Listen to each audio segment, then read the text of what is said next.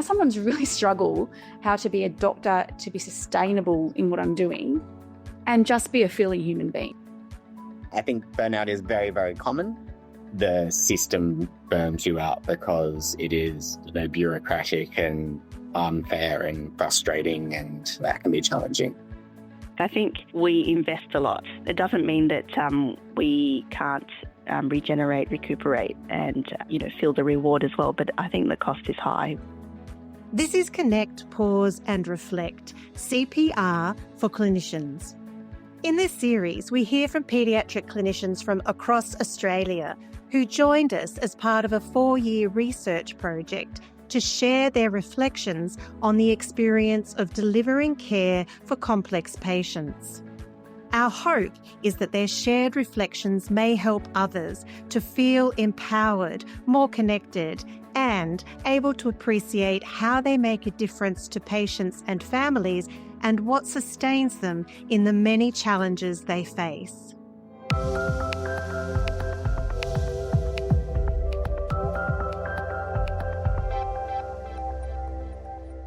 In today's episode, we hear from clinicians on some of the struggles they face when caring for children living with complex, chronic, or severe medical conditions. They reflect on the burden of empathy, the impacts of working with complex patients, the challenges of navigating confusion and uncertainty, and some of the particular challenges junior clinicians face during the transition to consultancy. The latter part of today's episode will explore how clinicians establish boundaries, accept the limits of their own capacity, reframe challenges, and lean on colleagues to find a way through the struggle. Up first, clinicians reflect on struggling with the burden of empathy and recognising how their own grief for families affects them.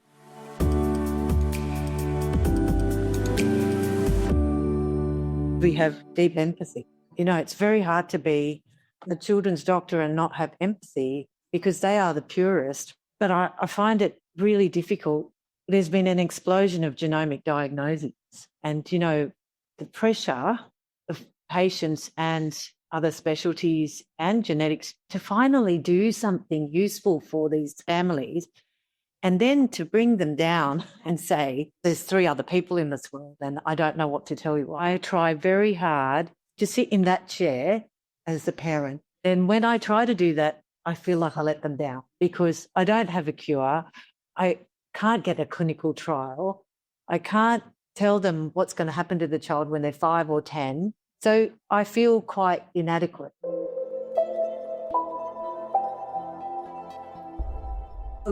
I feel, having just started, potentially will get in the way long term, is like that sort of like, is that caring too much? Which is like, I've got these new patients with oncology diagnoses and it's the worst time of this family's life. And I just want to take that away and I want to be present and I want to do everything and I want to chase every result.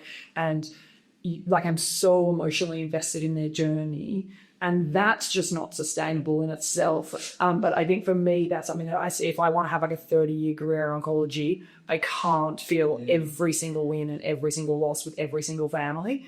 And I don't know the solution to that. But I think the lying awake at night isn't because it's a big workload. It's because you care for the patient.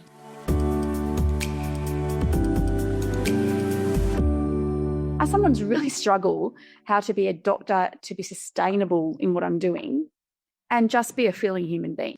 So I diagnosed a little boy who's only 5 with devastating disease. And I honestly found it hard to get past my own despair just to think how I was going to communicate this to the family. And it's that sense of how much is enough. And they don't want me to be their friend. They want me to be their doctor. But where do you sit there? Like this little boy is going to lose the ability to walk and talk. That should make me want to cry and scream. It's a terrible atrocity. But when I'm in that, I'm not doing what I'm supposed to be doing, which is being clear and concise and making this family feel like I've got it and I'm on their side. So I struggle a lot with how you marry the humanity of this job with the utility.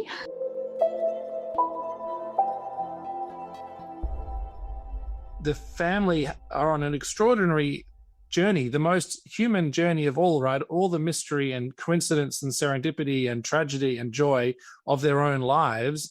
And really, I'm almost virtually irrelevant, except as a blip of hope or fear or catastrophe or whatever. And so the journeys, I don't bear the whole responsibility for their journey. I can try and help or coach or mentor or influence. And so recognizing that then I grieve for the things that I see. So sometimes my response is anxiety or fear that I'm inadequate. But really what it is, it's about grief, saying I can't help this. This is a really tough situation and I can only do this about it. And then I have to, just take the time to be respectful of the fact that it's actually very, very sad and challenging for myself.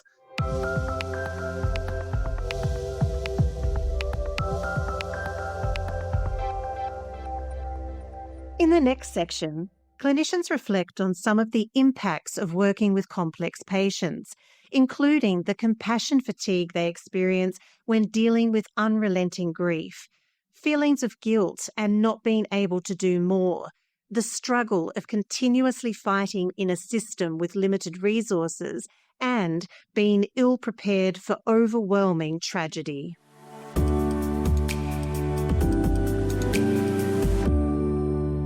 I think there's a risk of burnout and compassion fatigue because it can be a bit relentless. It's not a subspecialty where we actually fix anybody, which I think a lot of the junior guys find quite confronting. So I think it's living with the fact that you're describing the difficulties, but you're not necessarily fixing anything. And that I think can wear you down to some extent. And then the grief and loss and distress of the families. And also the impact of how hard the families have to work to make the system work for them. You keep hearing the same stories again and again.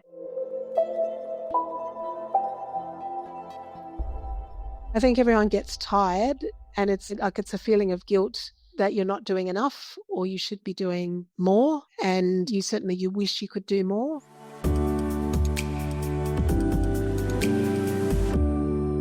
I think there's a cost. I think people get worn out by it, but I don't think they get worn out by providing the clinical care. I think they get worn out by the system that they have to work in, because you feel like you're constantly fighting for NDIS and you're fighting for an organisation to fund equipment, or you're fighting for somebody to get respite. Because there's not enough resources in the system and too many barriers, then you get, I think that's what I've observed from the other clinicians that I work with. They just get worn down. I think burnout is very, very common. I think it comes in waves of issues. And I think there's two areas of burnout. One is that there's strong empathy and distress acutely with the, patients that you might see, and you almost try to do too much, and then that is what burns you out. And then there's kind of a parallel where you might even manage that initial stuff okay, but then the system burns you out because it is bureaucratic and unfair and frustrating, and that can be challenging.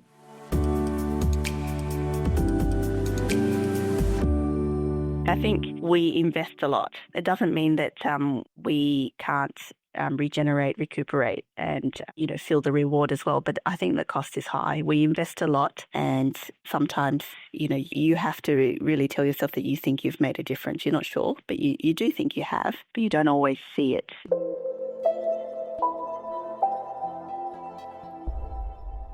We use our most junior staff to do our most intimate work as nurses. And so I could tell you so many stories, particularly related to children who were dying, where in the middle of the night, when we had the least number of people in the hospital who were senior, I was told secrets and stories by families.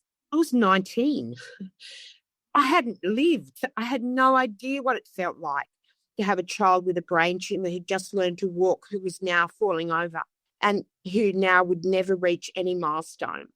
And to be in the dark and listen to those conversations and not know what to do with that emotion, feelings, stories as a junior nurse was overwhelming. And because we intimately care and provide the hygiene work and the drug therapies and the daily cares, families tell you things that you don't know how to write them down in the notes.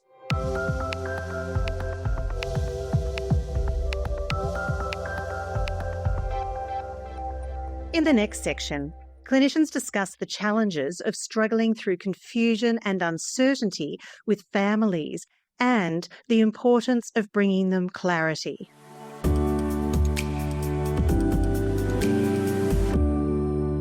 I think that uncertainty is really stressful. And I think you could just point out, like I point out, that I'm not enjoying that either. We all like to know exactly what's going on. So we're all sharing that experience of not knowing. And it's not that you don't know what you're doing, it's that you're just working through a process, but they might not see it.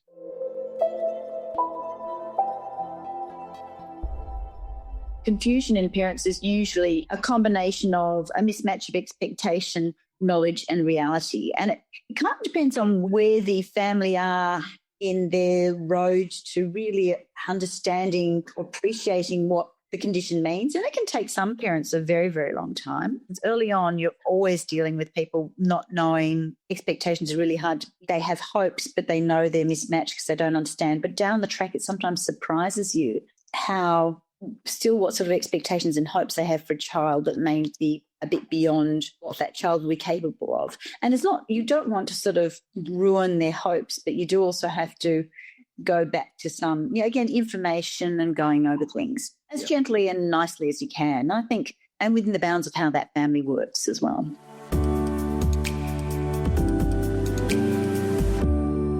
When a family is confused, the most important thing to do is make the child the most important person in the room, because then you can focus on the issue. And from there, I feel that it becomes quite clear when families are confused. So I think that you can actually prevent confusion by setting people up for success and for them to actually understand what is happening and what they're waiting for. But I think confusion is not a state to sit in, because it's anxiety and it's all these other things that don't provide for clarity of what's happening next and what matters the most, which is the child in the room.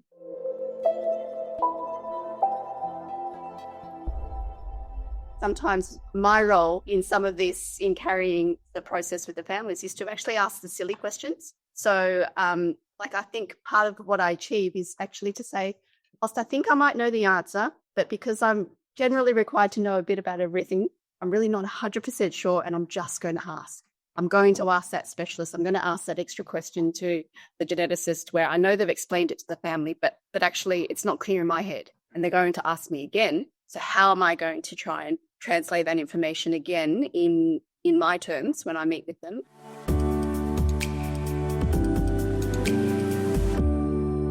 I think in the face of confusion, the first step is my own clarity of what I think is going on. Very difficult to help someone else when you haven't at least clarified in your mind where you're at. And I think that is saying what I know and what I don't know. And then sometimes that can help model for the family that there's a lot of stuff I don't know, and that's where we're going. The second point that struck me was the word confusion. What does that mean? Really asking yourself, is it denial? Is it pain? Is it fear?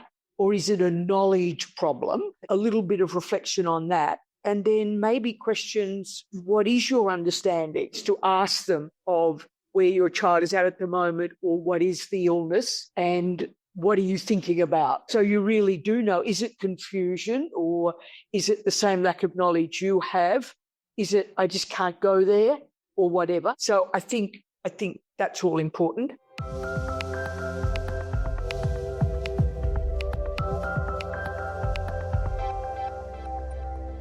While clinicians across the career trajectory may struggle when managing complex patients, junior clinicians face particular challenges during the transition to consultancy.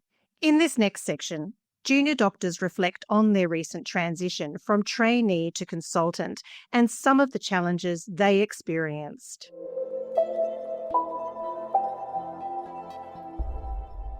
We've spent so many years to try and get to where we are now. And I was saying to one of the trainees that I really felt like it's kind of like you're going down a river, and all the way through training, you kind of know what your next step is, because you get in SIMO, then you're going to be a regi, you got your exam, then you got to go through AT, you got to get your project done. And so you know where the next steps are. And then you kind of get to the end and you feel like it's an estuary where it's a huge big sea.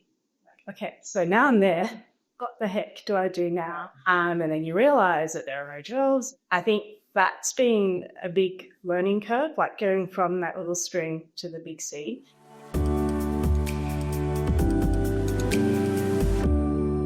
A big theme of this year that has been a struggle in my first year of consultancy, it's been private practice. I found it so overwhelming, and it made me really reflect on, I think, the growth of this year, how hard that transition was at the beginning. I felt just so overwhelmed, so isolated, the most imposter syndrome I've ever felt. And then to really think, oh, wow, maybe I can help people like through this entire journey. Maybe I can offer something, and it's such a privilege to have this family perspective and to be a mum as well and think, oh, I know what she's feeling from the mum perspective of how hard life can be, and to have helped in that way. So, but it's been such a wild emotion roller coaster, and no one tells you.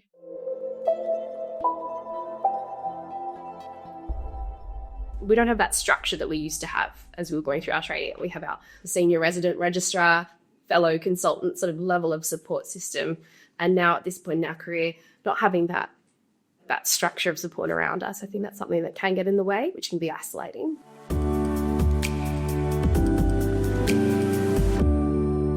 I think going back to barriers, one of them when you first start out is that every patient is new. It's not like a quick fix. It's not like come to ED, have some vets, like get better. And I think towards the end of the year, I've started to see some follow-ups. I think I've gotten better at not trying to fix everything in the first hour that you meet them, being easy on yourself and just doing 1% at a time, even like a small improvement, and seeing a comeback. It's better.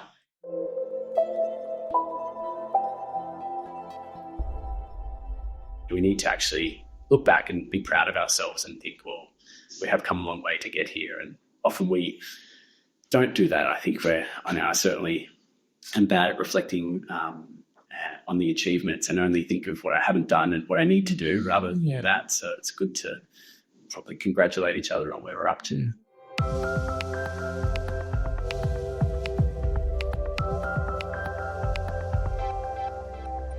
Looking back, 3 senior consultants reflect on what helped them and what they have seen helped others during the early years of consultancy.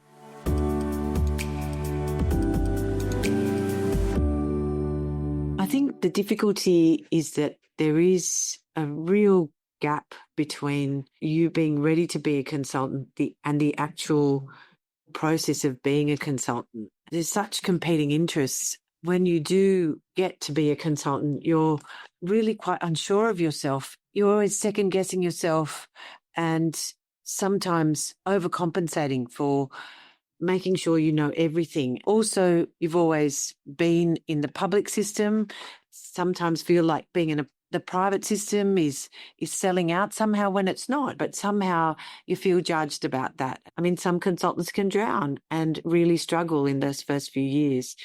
And I think it's really difficult for people to know who to talk to in that space. So I think as older consultants, we have to be really aware and available and approachable. We have to have our doors open for our younger consultants who are going through that transitional phase.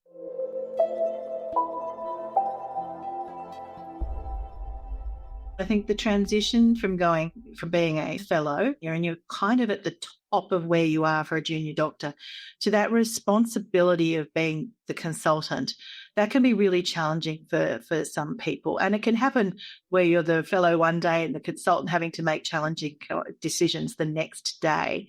And how do you go with that step up in your career?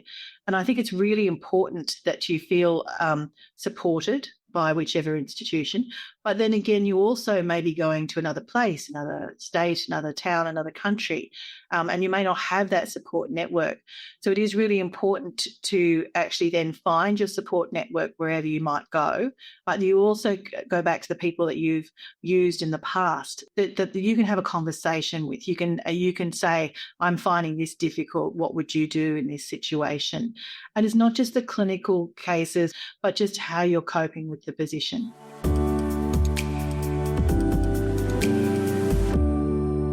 I think private work, VMO work, starting can be very isolating, and that is universally said. And that first year of consultancy, the imposter syndrome. But I think we tend to have such high standards of ourselves, which are overinflated, and trying to come to grips with that. And all I can say is do everything you can to build around you a group of people that remain your friends and colleagues that you can trust, that they know you will put yourself out for them and they'll put themselves out for you. That would be probably the single most important thing. And be more gentle on yourselves. You're a long time there. It does find a way of working out. And I do all that again, even the hard times.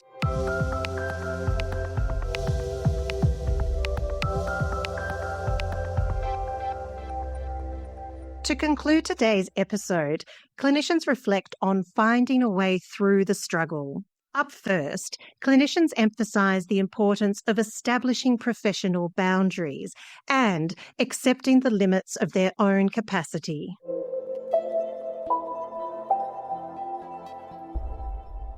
Paediatricians tend to be accommodating, which is often something which is also our Achilles, that we'll keep going when we actually should stop or defer or refer, that we will continue to try and please people because that's our nature.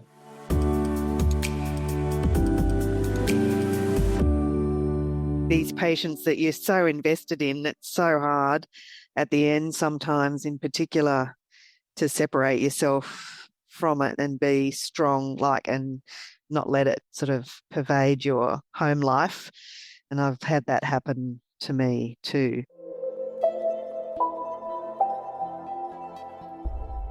I think the other thing that enables me is when you do step into their shoes is knowing when to step out as well, because you can really get consumed with, well, if I was in this situation, but it's not about you and what you would decide, even though parents often want to know that.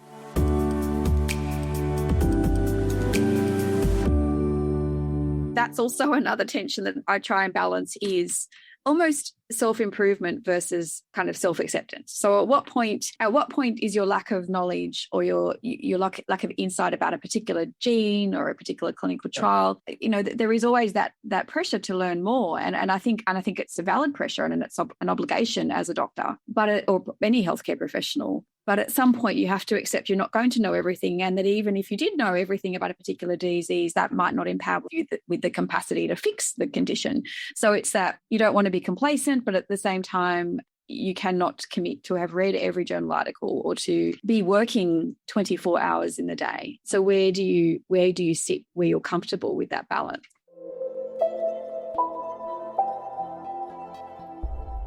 I think I've learnt how to process my feelings before engaging families, and being very aware that it's their journey, not mine, and that I own those feelings and I can have grief for them for a period of time, but that I try and keep myself safe for my own journey, for my own children and my own family. And I have been able to do that most of the time.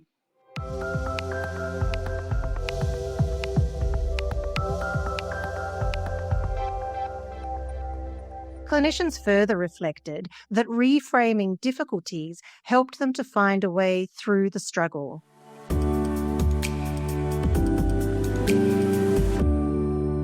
Two things that I talk about are when you get fired and when there's a crisis, when you don't prevent a crisis. And I think crises are incredibly galvanizing events that can actually be really positive. And I'm not as afraid of a crisis now as I used to be, and because entrenched difficult situations can be really homeostatic, and a crisis can bring attention to something and help us break out of a difficult cycle. So it's not always just about us and our ability to hold it all together independently. Sometimes you can just let go.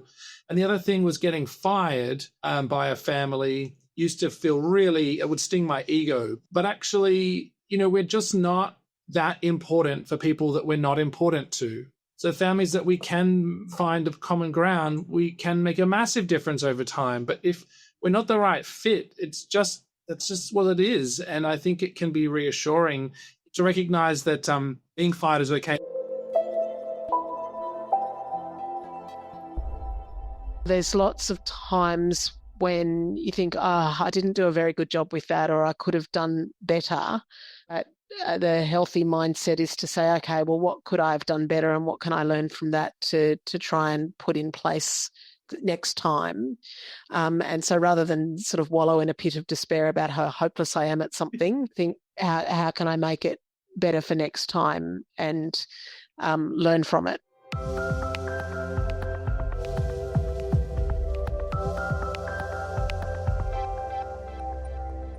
Finally, clinicians noted the importance of engaging with other clinicians, avoiding isolation, looking after one another, and being there for other clinicians during vulnerable times.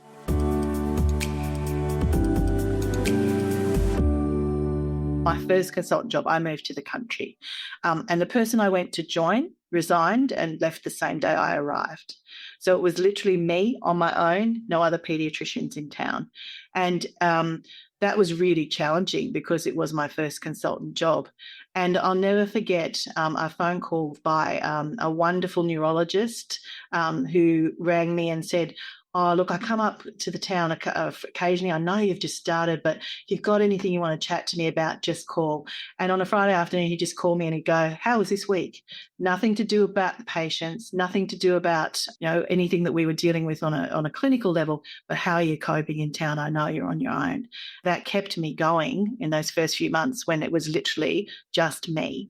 But that was a fantastic thing. So you've got to find your own support network, which takes a bit of time, and make sure you feel supported by your previous mentors or colleagues, but also about people who are close to where you are.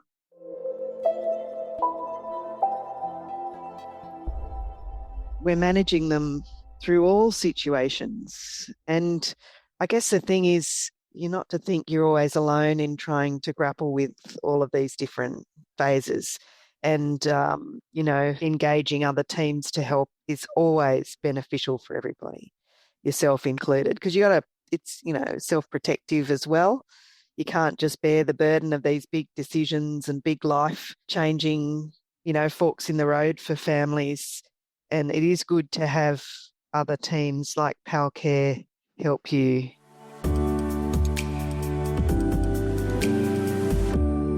I think that self-care is really quite important, is that need just to be human, and don't be afraid to show that you're a human within the realm of maintaining professionalism. And that's actually probably the most important thing to do in a consult first, is be a person. Don't be afraid to talk to your friends and your colleagues, and you don't need to hold all that in isolation. Medicine's a team sport, and we do need to seek out others to help us. And there always is the challenge of the siloing, that overcoming that can be difficult, but you got to have friends.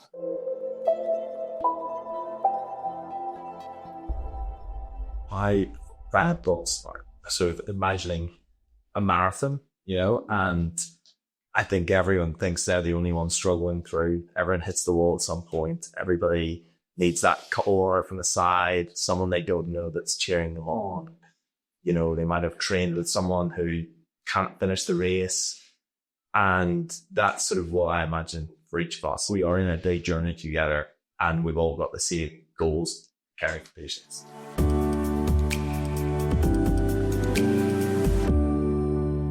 Just don't want us to forget the crises that happen to people and to ourselves at some point in a career, and most people have had some form of professional crisis, and that they are vulnerable times, and we've had colleagues who've had them sooner or later at some point in a career, and that is very poignant.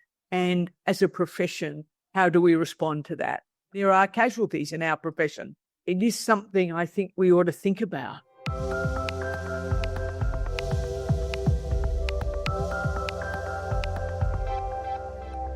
That concludes today's episode on The Struggle.